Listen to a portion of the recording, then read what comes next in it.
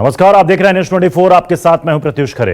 UP में quarantine centre में mobile के इस्तेमाल पर रोक का फैसला वापस ले लिया गया है। विवाद के बाद सरकार ने इस फैसले को वापस लिया है। चिकित्सा शिक्षा मंत्री सुरेश खन्ना ने बताया कि मरीजों और क्वारंटीन सेंटर में रहने वालों को एहतियात के साथ मोबाइल रखने की अनुमति रहेगी। दरअसल इससे पहले कल एक आदेश जारी हुआ था जिसमें कहा गया था कि आइसोलेशन वार्ड में मरीजों को अपने पास मोबाइल रखने की अनुमति नहीं होगी, क्योंकि मोबाइल से संक्रमण फैलने का खतरा होता है। ऐसी स्थिति में उनके मोबाइल को वहां अस्पताल में जमा कराना होगा जब तक वो आइसोलेट रहेंगे। उन सब के लिए अस्पताल में 1 या 2 मोबाइल की व्यवस्था होगी जिससे वो अपने परिजनों से बात कर सकते हैं। हमारे साथ मानस श्रीवास्तव इस खबर पर जुड़ चुके। मानस, जब से ये आदेश जारी हुआ था तभी से इसको लेकर सवाल खड़े किए जा रहे थे कि एक तो क्वारंटीन सेंटर में 14 दिन तक अगर कोई भी रहता है तो ऐसे ही उसकी मानसिक स्थिति जो रहती है वो बहुत अच्छी नहीं रहती, वो घबराया रहता है। ऐसे में एकमात्र सहारा मोबाइल ही है जिसके जरिए कम से कम वो परिवार वालों से संपर्क में रह सकता है। देखिए, निश्चित तौर पर सरकार का ये देखिए जो कहा जाए कि चिकित्सा शिक्षा विभाग ने जो फैसला लिया अपने स्तर पर फैसला लिया और उसको गुपचुप तरीके से जारी किया। अब ये समझना होगा कि आइसोलेशन वार्ड या क्वारंटीन सेंटर और जेल में कुछ फर्क होता है। ये कैदखाना नहीं है, जेल नहीं है कि जहाँ पर आप मोबाइल भी प्रतिबंधित कर देंगे कि मोबाइल तक की अनुमति नहीं होगी। ऐसे वक्त में जब कोई व्यक्ति कोरोना संक्रमित है या आशंकित है, उससे उसकी मानसिक स्थिति वैसे ठीक नहीं रहती। ऐसे में उसका एकमात्र सहारा होता है कि वो जब आइसोलेशन में रहता है अपने परिवार से, अपने आसपास के लोगों से दूर, तो मोबाइल एकमात्र सहारा होता है जिससे वो अपने लोगों के संपर्क में रहता है और उसका एक मनोबल ऊंचा रखने का काम किया जाता है। लेकिन इसके पीछे जो वजह थी, बहुत सारी जगहों पर इस तरीके की अव्यवस्थाओं की तस्वीरें सामने आ रही थी, चाहे वो क्वारंटीन सेंटर्स हो या शेल्टर्स हो, जिससे स्वास्थ्य विभाग या चिकित्सा शिक्षा विभाग पे कई तरीके के सवाल खड़े हो रहे थे और इस लिहाज से इस पर प्रतिबंध लगाया गया। आज सुबह हम लोगों ने करीब 10 बजे के आसपास इस खबर को ब्रेक किया और उसके बाद लगातार इस खबर को दिखा रहे थे हम लोग और सवाल उठा रहे थे। चिकित्सा शिक्षा मंत्री के जो पीएस थे उनसे भी हम लोग की बात की, फिर उन तक भी मैसेज गया और उसके बाद उनकी तरफ से ये जवाब आया कि वो तत्काल आदेश को वापस ले रहे हैं और थोड़ी देर बाद ही फोन आया और आदेश को वापस ले लिया गया। अब इसमें नया संशोधित एक आदेश जारी किया गया जिसमें ये कहा गया है कि कुछ एहतियात के साथ, क्योंकि मोबाइल भी संक्रमण का जरिया हो सकता है, तो कुछ एहतियात के साथ क्वारंटीन सेंटर या आइसोलेशन विभाग में मोबाइल रखने की अनुमति होगी। यानी एक तरीके से कहा जाए कि घुमा फिरा के उस आदेश को वापस ही ले लिया गया है।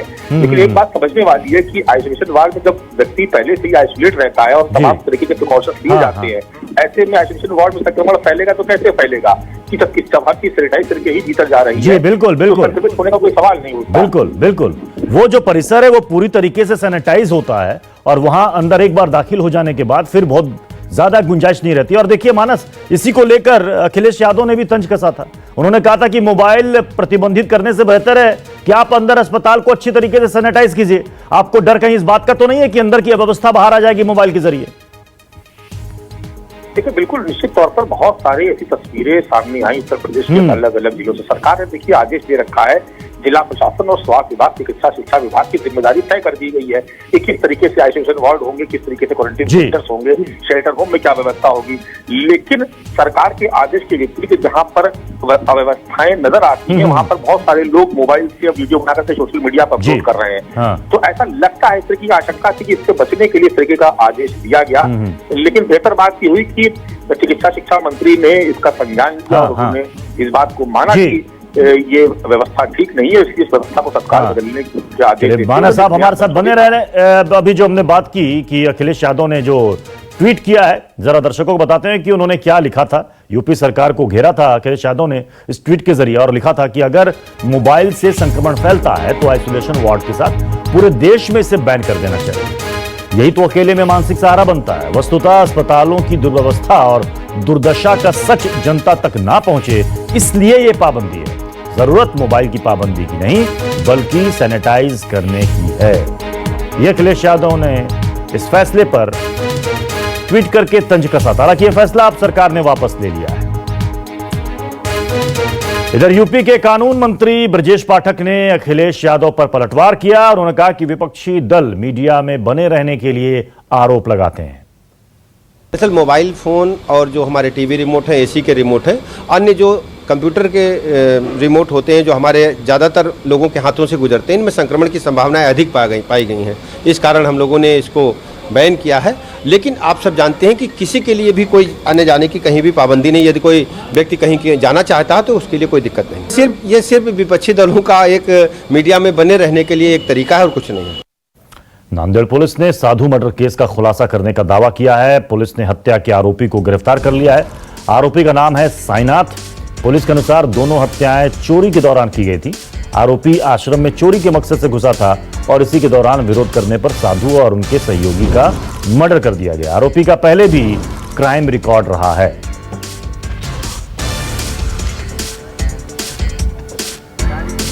नांदेड़ में साधु की हत्या के मामले में पुलिस ने यह खुलासा किया है कि यह चोरी के लिए यह हत्या की गई थी।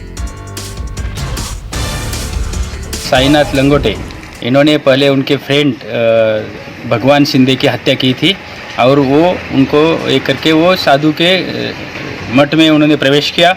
साधु को उन्होंने उनके शरीर पे मिर्च डाली, वहाँ कुछ झटापट हुई है और साधु को उन्होंने गला दबा के मारा और साधु के जो चीज़ वस्तु यानी लैपटॉप, बाकी के चीज़ वस्तु और पैसे वो डिक्के साधु के गाड़ी में डाल के और साधु को भी मृतदेह गाड़ी में डाल के वो वहाँ से भाग रहा था।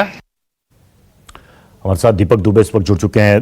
दीपक, पुलिस कह रही है कि हत्या चोरी के लिए की गई थी, लेकिन इसको लेकर सियासत कुछ दूसरे ही तरीके से गर्म है। दीपक जी, महाराष्ट्र में जो विपक्ष है, बीजेपी खासतौर पर बात की जाए तो लगातार सरकार पर निशाना साध रही है। किसी पालघर की घटना को ज्यादा वक्त नहीं हुआ है जहां पर साधु की हत्या की गई थी। ये दूसरी बड़ी वारदात है जहां पर लिंगायत समाज के जो साधु थे पशुपति महाराज, उनकी हत्या निर्मम तरीके से कल देर रात को की गई है। आश्रम में उनके साथ साथ उनके साथी की हत्या की गई है। इस पूरे मामले में पुलिस ने साईनाथ लिंगाड़े नाम के 25 वर्षीय आरोपी को गिरफ्तार किया है। इस आरोपी का बैकग्राउंड बताएं आपको तो इस आरोपी के पिता व आरोपी के ऊपर पहले से ही हत्या और किडनैपिंग का मामला दर्ज है।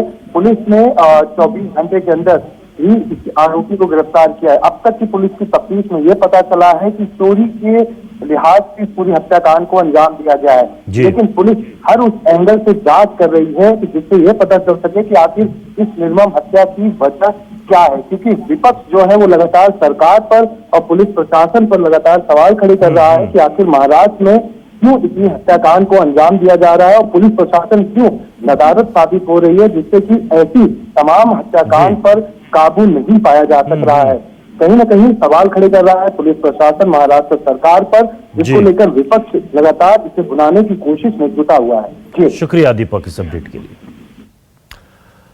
लखनऊ में मंगलवार से शॉपिंग कॉम्प्लेक्स खुलेंगे, लेकिन मॉल और मल्टीप्लेक्स बंद रहेंगे। शॉपिंग कॉम्प्लेक्स की केवल 33% दुकानें ही खोलने के आदेश हैं। एक दिन एक पटरी, दूसरे दिन दूसरी पटरी की दुकानें खुलेंगी। सेंट्रलाइज्ड एसी नहीं चलेगा। लॉकडाउन के दौरान लखनऊ के व्यापारियों को और आम लोगों के लिए एक और राहत भरी खबर है। लखनऊ प्रशासन ने फैसला लिया है कि कंटेनमेंट और बफर जोन को छोड़ करके जितने भी शॉपिंग कॉम्प्लेक्स हैं उन सभी शॉपिंग कॉम्प्लेक्स को खोल दिया जाएगा। हालांकि मॉल और मल्टीप्लेक्स ये नहीं खुलेंगे, लेकिन जितने भी शॉपिंग कॉम्प्लेक्स हैं उनको खोला जाएगा। कॉम्प्लेक्स खोले जाने के दौरान कुछ नियमों का पालन करना पड़ेगा, जैसे कि अभी आप देख रहे हैं कि ये पूरा कॉम्प्लेक्स ये प्रिंस शॉपिंग कॉम्प्लेक्स है और ये देख रहे हैं कि पूरा बंद है। अब आप हमारी दाहिनी तरफ देखेंगे कि ये भी कॉम्प्लेक्स पूरी तरीके से बंद है, हर एक दुकान बंद है, क्योंकि सिर्फ एकल दुकानों को खोलने का आदेश था। लेकिन अब मंगलवार से शॉपिंग कॉम्प्लेक्स भी खुलेंगे, लेकिन सिर्फ 33% दुकानें ही कॉम्प्लेक्स में खुल सकेंगी।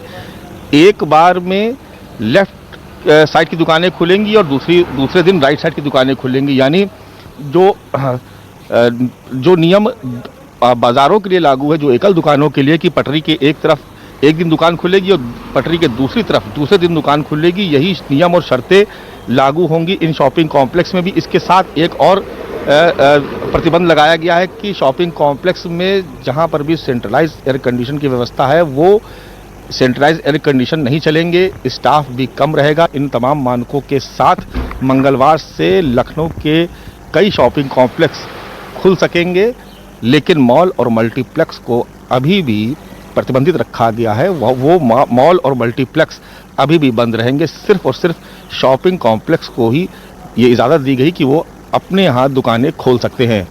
कैमरा पर्सन संजीव गुसाई के साथ मानस श्रीवास्तव, लखनऊ, न्यूज़ 24। बिहार के सभी 38 जिले कोरोना की चपेट में हैं। इनमें 8 ऐसे हैं जहां अब तक 100 से ज्यादा संक्रमित मिल चुके हैं। 8 जिलों में पटना, मुंगेर, बक्सर के अलावा 5 अन्य जिले भी शामिल हैं। 38 में 8 जिले सर्वाधिक प्रभावित हैं। इन जिलों में कुल संक्रमितों का 46.3% ये आंकड़ा है। उस कुल संक्रमितों में से इन जिलों से लगभग 46.5% मरीज आते हैं। हर जिले में मरीजों की संख्या 100 का आंकड़ा पार कर चुकी है। सबसे ज्यादा राजधानी पटना में अब तक 195 लोग इस कोरोना की चपेट में आ चुके हैं। कोरोना का आंकड़ा 2400 पार कर चुका है। बिहार के 38 में से 38 जिले कोरोना से संक्रमित हैं और इनमें 8 जिले ऐसे हैं जहां 100 से ज़्यादा कोरोना संक्रमित मरीज हैं। इनमें सबसे पहला नंबर पटना का है जहां अब तक 195 कोरोना पॉजिटिव के केस आ चुके हैं। हालांकि इनमें से 52 केस ऐसे हैं जो अब ठीक हो चुके हैं, लेकिन पटना, रोहतास और मुंगेर सहित करीब 8 जिले ऐसे हैं जहां पे जो कोरोना संक्रमितों का आंकड़ा है जो कुल आंकड़े का करीब 46.39% है। और इस महामारी के चलते अभी तक बिहार में करीब 12 लोगों की जान जा चुकी है और लगातार जो अलग अलग जिले हैं इनमें सबसे ज़्यादा संख्या उन प्रवासियों की है जो दूसरे राज्यों से लौट रहे हैं। इससे पहले जो कोरोना के चेन यहाँ सामने आए थे वो धीरे धीरे चेन तो समाप्त हो रहे हैं, लेकिन जो नए मरीज आ रहे हैं उनमें ज़्यादातर वो प्रवासी हैं जो दूसरे राज्यों से लौट रहे हैं, जिसको लेकर अब जो परेशानी है वो सरकार की ये बढ़ गई है। तो धीरे धीरे जो प्रखंड हैं, जैसे बात करें हम पटना का, तो पटना के तमाम सभी प्रखंडों में यह बीमारी फैल चुकी है और वहाँ पे कोरोना से संक्रमित मरीजों की संख्या सामने आ चुकी है। कैमरामैन सनी के साथ अमिताभ ओझा, पटना, न्यूज़ 24। पटना एयरपोर्ट पर 25 मई से सामान्य यात्री विमानों का परिचालन शुरू होने जा रहा है। विमान से सफर के दौरान यात्रियों को एयरपोर्ट टर्मिनल में कोरोना वायरस से संभावित संक्रमण से बचाव के लिए सभी तरह की व्यवस्था और सतर्कता बरतने की तैयारी की गई है। 25 मई यानी सोमवार से पटना एयरपोर्ट से भी विमानों की आवाजाही शुरू हो जाएगी और इसके लिए पूरी तैयारी मुकम्मल कर ली गई है। तमाम सुरक्षा इंतजामों के अलावा सेफ्टी जो इंतजाम यहाँ करने थे वो सारे यहाँ कर लिए गए हैं और विमानों के से सफ़र के दौरान यात्रियों को एयरपोर्ट टर्मिनल में कोरोना वायरस से संभावित संक्रमण से बचाव के लिए सभी तरीके की व्यवस्था और सतर्कता के लिए कल भी यहाँ बैठक हुई थी, जिसमें प्रमंडलीय आयुक्त आए थे, पटना एसएसपी आए थे और पटना के जिलाधिकारी आए थे और एयरपोर्ट अथॉरिटी के साथ उनकी बैठक हो चुकी है। सबसे खास बात यह है कि जो यात्रियों के पास जो उनका जो ई टिकट होगा विमान का, वही उनके लिए पास का काम करेगा। अलग से उन्हें पास देने की ज़रूरत नहीं है। इसके अलावा जो यात्री यहाँ आएंगे उनके लिए यहाँ ओला और उबेर की बुकिंग की सुविधा दी गई है, वो यहाँ पार्किंग में मौजूद रहेंगी। हालांकि सोशल डिस्टेंसिंग का उसमें भी पालन करने के लिए कई निर्देश यहाँ जारी कर दिए गए हैं और जो प्राइवेट टैक्सी हैं उनके लिए भी दिशा निर्देश और ई रिक्शा के लिए भी दिशा निर्देश दिए गए हैं। और इन सब को लेकर पार्किंग में कैसी व्यवस्था होगी ये भी आपको हम दिखाएंगे। किस तरीके से यहाँ पर आप देख सकते हैं कि जो सर्कल बनाया गया है, गाड़ियाँ जो मेन जो इस इलाके में नहीं आएंगी, गाड़ियों को बाहर ही रोका जाएगा, पार्किंग में ही रोका जाएगा। और ये जो सीधे टर्मिनल बिल्डिंग के ठीक सामने का जो इलाका आप देख रहे हैं, यहाँ पे एक एक करके जो सर्कल है, सर्कल के माध्यम से ही जो लोग हैं वो अंदर जा सकेंगे। और इसके अलावा अंदर में जो जहाँ पे आप अपना कार्ड दिखाते हैं और जहाँ पे आपकी पहचान पत्र की जांच की जाती है, वहाँ भी पूरी तरीके से इस तरह का सिस्टम बनाया गया है कि जो सुरक्षाकर्मी है वो आप जो पैसेंजर हैं उनकी बॉडी से टच न करें और बिना टच किए हुए उनके सारा वेरिफिकेशन हो। इसके लिए यहाँ पे इंतजाम किए गए हैं। कैमरामैन सनी के साथ अमिताभ ओझा, पटना, न्यूज़ 24।